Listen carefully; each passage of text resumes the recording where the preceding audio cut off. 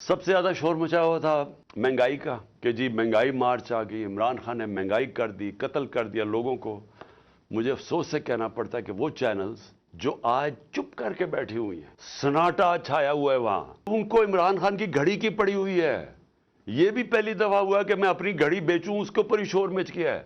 मेरी ज़ाती घड़ी है, मैं उसे बेचूं, मैं जो मर्जी करूं उसे। कोई बात नहीं कर रहा कि आज लोगों का जो माशी कत्ल हो रहा है। हमारे दौर में माइक जा रहा होता था सबके सामने, अच्छा जी बताएं कितनी महंगाई है, कितनी तकलीफ है, चुन चुन के।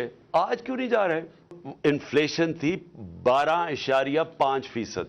उस पे जनाब बिलावल भुट्टो ने इतना जोश में कि मैं महंगाई मार्च करने लगा हूं। मैं अब इन लोगों का जिनका पैसा बाहर पड़ा हुआ है, इनको कोई फर्क नहीं पड़ेगा पाकिस्तान डिफॉल्ट करेगा।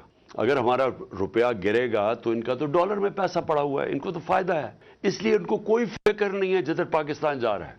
मैंने जिसने 30 साल मुल्क से बाहर कमाई की थी और जो उसी कमाई से फ्लैट भी लिया था, जो सब कुछ बेच के आज अपने मेरे मुल्क में पैसा, जिन लोगों का जीना मरना पाकिस्तान में, उनके लिए ये बड़ा तशवीशनाक है कि अगर मुल्क के डिफ़ॉल्ट की तरफ चला गया, ये सारे हम जो पाकिस्तान में रहने वाले हैं, ये हम सबको बहुत बड़ा नुकसान होने वाला है। अदाद व शुमार रखना चाहता हूँ।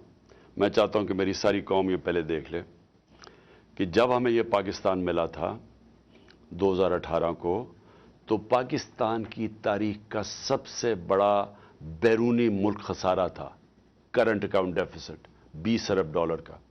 कभी इस मुल्क की तारीख में इतना बड़ा खसारा कोई छोड़ के नहीं गया। और ये जब खसारा छोड़ के गए तो मैं आपको एक चीज़ समझाना चाहता हूँ। मेरी कोशिश ये है कि मैं अपनी कौम को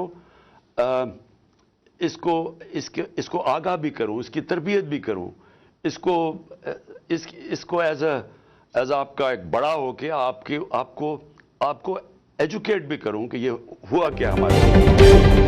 स्टार न्यूज़, जियो पाकिस्तान के लिए।